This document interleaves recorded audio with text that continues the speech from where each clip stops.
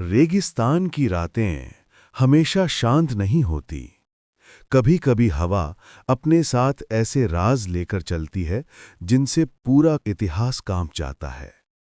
आज हम बात करेंगे एक ऐसी कहानी की जिसे लोग मोहब्बत कहते हैं, लेकिन शायद ये सिर्फ मोहब्बत नहीं, एक साजिश भी थी। लैला और मजनू, दो नाम, एक दास्तान और अनगिनत सवाल। कैस, एक कबीले का पढ़ा लिखा संजीदा लड़का। लैला, जिसकी खूबसूरती को देखकर लोग रुक जाते थे और जिसका नाम लेते ही दिल धड़कने लगता था। इन दोनों का मिलना संयोग लगता है, लेकिन संयोगों में भी बहुत बार राजनीति छुपी होती है। इतिहास कहता है कि कैस ने लैला को देखा और पागल हो गया।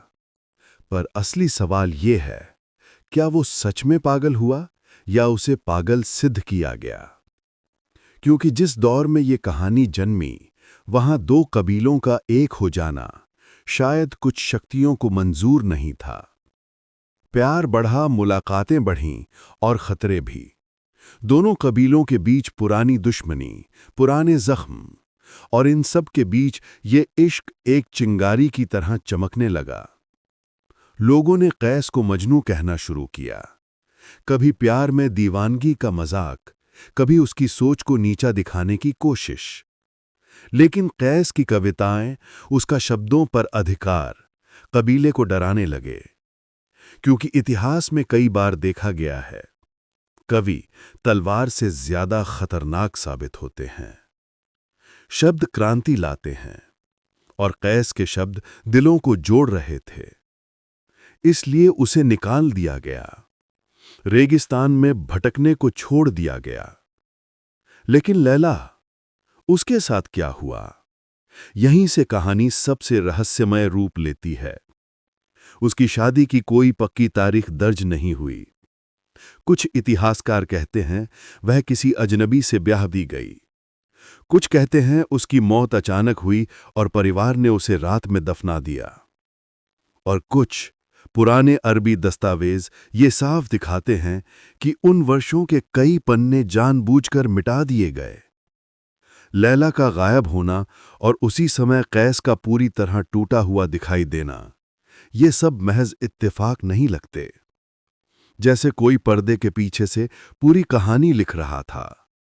सालों बाद रेगिस्तान की एक सूखी घाटी में एक पत्थर पर लैला का नाम मिला, और उसी रास्ते पर कुछ दूर कैस का कंकाल, उसकी उंगलियों में जमी रेत और पास में तीसरे व्यक्ति के पैरों के निशान।